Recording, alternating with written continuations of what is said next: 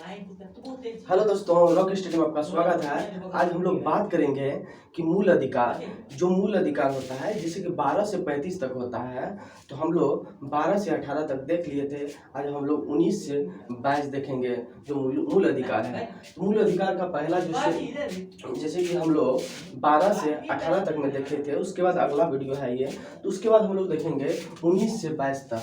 19 से 22 में देखेंगे हम लोग स्वतंत्रता का अधिकार क्या है। इसमें क्या है, 19 से 22 में क्या है, स्वतंत्रता का अधिकार। यानी कि 19 में है कि अभिव्यक्ति की स्वतंत्रता, अभिव्यक्ति की स्वतंत्रता। यानी कि 19 का 1 में क्या है, अभिव्यक्ति की स्वतंत्रता।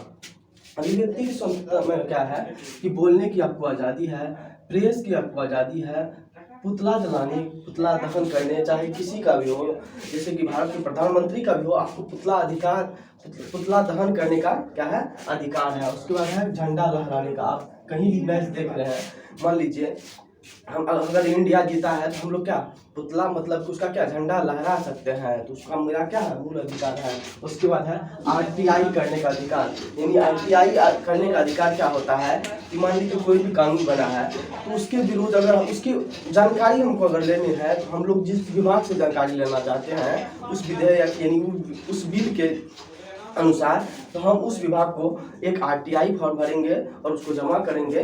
वो करने का अधिकार यानी आरटीआई करने का अधिकार है। उसके बाद हमको उसके बारे में जानकारी मिल जाएगी। उसके बाद है हमको यानी कि सभा करने का अधिकार। यानी कि हम लोग क्या कर सकते हैं, कहीं भी हम लोग सभा कर सकते हैं बिना किसी हथियार के, ठीक है।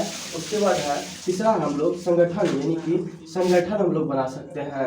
यानी कि वो संगठन जो है सरकार की नज़र में या कानून की नज़र में वो क्या है, इलीगल ना हो, यानी कि लीगल हम लोग संगठन बना सकते हैं। उसके बाद है चौथा, हम लोग का चारों ओर भ्रमण करने की स्वतंत्रता। हम भारत में जहाँ भी चाहेंगे स्वतंत्र है कि हम लोग चारों ओर क्या कर सकते हैं, भ्रमण कर सकते हैं, ठीक है। उसके बाद चौथा, उसके बाद पांचवा है भारत में कहीं बस जाने की आज़ादी। अगर हम लोग चारों ओर घूम सकते हैं तो हम लोग जहाँ हम लोग को अच्छा लगेगा भारत में हम लोग कहीं भी बस सकते हैं, यहाँ तक कि जम्मू कश्मीर में हम लोग भी बस सकते हैं।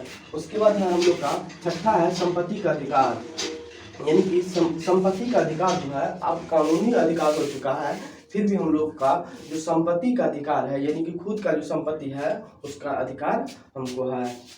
उसके सातवां है व्यवसाय का अधिकार। यानी कि हम कहीं भी व्यवसाय कर सकते हैं।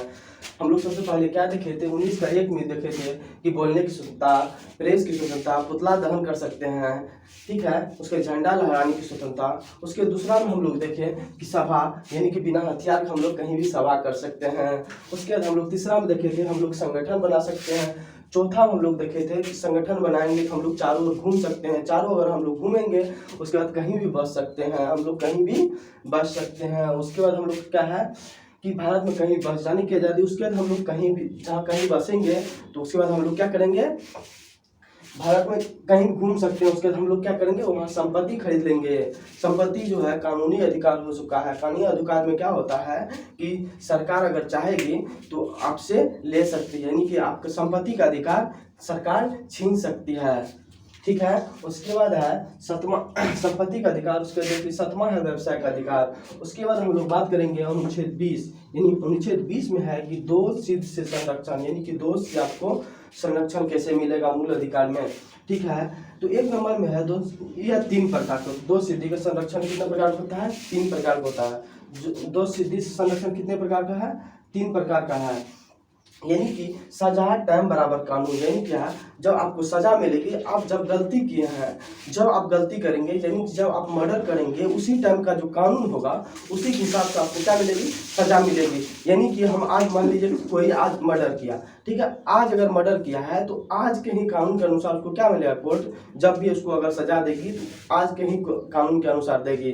अगर हो सकता है कि 10 दिन के बाद कानून चेंज हो गया कि अगर आज 10 साल की सजा दी जाती है, कल मतलब चेंज होकर 20 साल हो जाएगी, तो ऐसा नहीं है कि 20 साल की सजा सुनाई जाएगी। जिस दिन मर्डर हुआ है, जिस दिन हत्या हुई है, जिस दिन एफआईआर दर्ज हुआ है उसी के कानून के अनुसार क्या होगा, सजा मिलेगी। उसी टाइम के कानून के अनुसार सजा मिलेगी।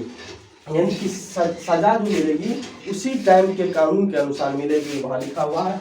और दूसरा नंबर में है एक गलती की एक सजा, यानी कि मान लीजिए कोई आदमी है, एक आदमी का अगर मर्डर किया है, मर्डर केस का जो एक सजा होगा उसको एक ही मिलेगा। उसके बाद अगर फिर निकला, फिर चोरी कर लिया, तो इसका मतलब नहीं है कि वो मतलब एक बार जेल चले गया है तो दूसरा बार उसको सजा नहीं मिल सकता है। यानी कि एक गलती की एक सजा। उसके बाद है तीसरा है सजा के बाद भी कैदी को संरक्षण, यानी कि सजा के बाद भी कैदी को क्या मिलता है, संरक्षण मिलता है। और कैदी जो है, जो मतलब कि कैदी है, यानी कि जो कैदी जो है वो खुद के विरुद्ध जो है गवाही नहीं दे सकता है। यानी कि क्या है, सजा के बाद भी कैदी को संरक्षण मिलता है, वो खुद के विरुद्ध गवाही नहीं दे सकता है। यानी ये कि 20 में था, 20 में क्या था कि सजा के टाइम का जो कानून है उसी के अनुसार उसको सजा मिलेगी। एक गलती की एक सजा है। और जो है तीसरा है सजा के बाद भी कैदी को संरक्षण दिया जाता है, जैसे कि जेल में जो होता है वहाँ भी कैदी को संरक्षण दिया जाता है। और जो गुनाहगार होता है वो खुद के विरोधी कोर्ट में गवाही नहीं दे सकता है। ठीक है। उसके बाद 21 में है कि प्राण एवं दैहिक स्वतंत्रता, यानी life and personal liberty. Life and personal liberty क्या होता है कि प्राण एवं दैहिक स्वतंत्रता क्या होता है कि आप जो है किसी व्यक्ति का प्राण नहीं ले सकते हैं। आप किसी का मूल अधिकार है, आप किसी का प्राण नहीं ले सकते हैं। आप आत्महत्या नहीं कर सकते हैं। आप क्या नहीं कर सकते हैं, आत्महत्या नहीं कर सकते हैं। आप प्रदूषण नहीं फैला सकते हैं। बिना हेलमेट का आप गाड़ी नहीं चला सकते हैं।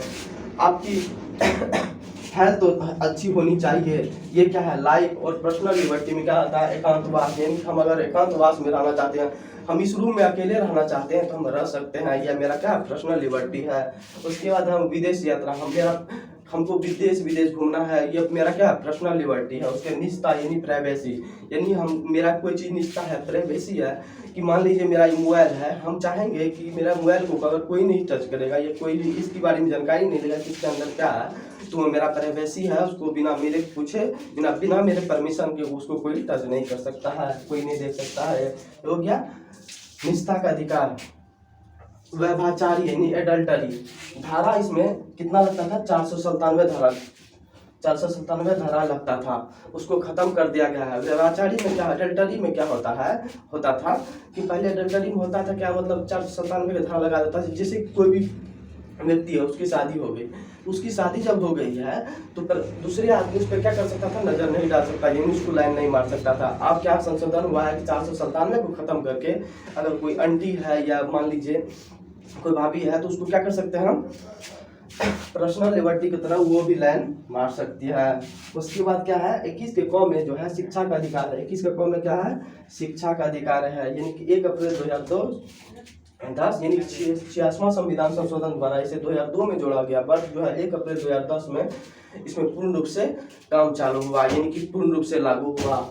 कब हुआ था, 2002 में हुआ था, 66वां संविधान संशोधन में जोड़ा गया था, मगर 2002 के बाद जो है 1 अप्रैल 2010 से जो है ये पूर्ण रूप से चालू हुआ। शिक्षा का अधिकार 6 से 14 साल के बच्चे जो है प्राथमिक शिक्षा निःशुल्क ले सकते हैं। अनुच्छेद 22 में क्या है, गिरफ्तारी से संरक्षण, यानी कि अरेस्ट होने से हम लोग क्या संरक्षण मिल सकता है। उसका 3 प्रकार है, यानी कि उसको 3 भाग में बांटा गया है कि गिरफ्तारी से हम लोग 3 तरह से संरक्षण पा सकते हैं। तो वो लोग हम कैसे पाएंगे, चलिए हम लोग पहला में देखते हैं कि इसमें दंडात्मक जैसे है। दंडात्मक में क्या होता है कि वारंट, यानी कि अगर पुलिस आपको गिरफ्तार करने आएगी, सबसे पहले हम लोग वारंट लेंगे, कारण पूछेंगे। कारण पूछने के कि उसको एफआईआर की कॉपी यानी वारंट मांगेंगे। यानी कि एफआईआर मतलब होता है फर्स्ट इंफॉर्मेशन रिपोर्ट, यानी कि हम लोग क्या मांगेंगे, एफआईआर यानी कि वारंट मांगेंगे, कारण मांगेंगे। उसके बाद हम लोग क्या होगा, तो हम लोग को अगर वारंट दे दिया तो हम लोग को वो गिरफ्तार कर सकता है, वरना उसके पास अगर एफआईआर कॉपी यानी कि वारंट नहीं रहेगा तो हमको वो क्या गिरफ्तार नहीं कर सकता है। ठीक है। उसके बाद हम दूसरे बारे में देखेंगे, दूसरे नंबर में कि 24 घंटा के बाद जज के पास उसको पहुंचाना होगा। यानी कि अगर पुलिस हमको गिरफ्तार करती है तो हमको वो क्या करेगी, 24 घंटे के बाद हमको 24 घंटे यानी 24 घंटे के अंदर उसको जो है हमको जो है जज के पास पेश करना होगा। ऐसा नहीं करने पर पुलिस को जवाब देनी पड़ सकती है।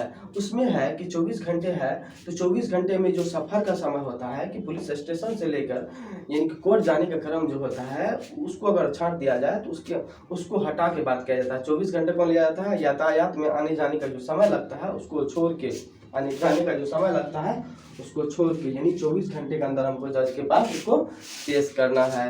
और तीसरा नंबर में क्या है? वकील, यानी कि आप क्या कर सकते हैं, खुद की पसंद की आप वकील रख सकते हैं कि आपके अगर आपका अगर ये अरेस्ट हुआ है तो आप क्या कर सकते हैं, आप पे एफआईआर हुआ है, आप पे केस हुआ है, तो आप खुद का क्या कर सकते हैं, वकील रख सकते हैं। यानी अपने मन पसंद का आप क्या रख सकते हैं, वकील रख सकते हैं। अगर वकील के पास जाएंगे, यानी कि जज के वकील के पास जाएंगे, खुद का वकील रख लिए, उसके बाद हम जज के पास पेश करेगा। जज के पास जाने के बाद हमको 3 चीज़ हो सकता है, हमको हिरासत में ले सकता है, या पुलिस रिमांड में ले सकती है, या जमानत कर देगी।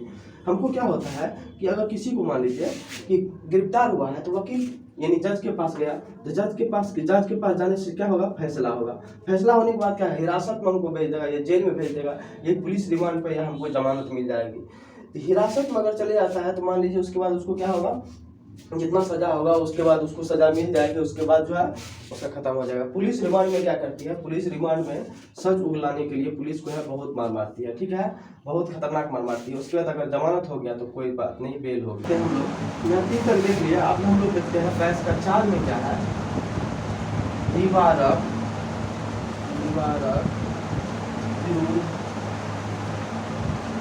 अधिनियम। इसमें क्या होता है, हम किसी व्यक्ति को इसमें क्या होता है, निवारक विरोध अधिनियम में क्या होता है, हम किसी व्यक्ति को बिना किसी कारण बताए क्या कर सकते हैं, गिरफ्तार कर सकते हैं। उसमें क्या होता है कि वो तो कोई कारण नहीं किया है, यानी उसका कोई कारण नहीं है, बिना किसी कारण बताए उसको गिरफ्तार किया था। उसका कारण क्या होता है, उसका कारण यह होता है कि उसको गिरफ्तार करने से हो सकता है कि वो जो प्रोटेस्ट कर रहा था या वो कुछ प्रयास कर रहा था, उससे क्या हो सकता है, समाज में कुछ तत्व फैल जाए, इसीलिए उसको प्रीहेंसिव डिटेंशन के द्वारा उसको क्या कर सकता है, गिरफ्तार कर सकता है। वो भी कम से कम कितना, अधिक से अधिक कितने महीने के लिए, 3 महीने के लिए गिरफ्तार कर सकती है। और उनको जो है नज़रबंद कमरे या होटल कि किसी कमरे में हम लोग रख सकते हैं। यानी नज़रबंद कमरे मतलब होता है कि बिना किसी व्यक्ति से मिले जुले जो है उसको, यानी कि कितना दिन रख सकते हैं, कम बेसी से ज़्यादा उसको 3 महीने तक हम लोग प्रीहेंसिव डिटेंशन में उसको रख सकते हैं। जैसे अटल बिहारी वाजपेयी को लालू प्रसाद यादव ने किए थे, वो जो है 22 के 4 में आते हैं, 22 के 4 में आते हैं। मगर ये जो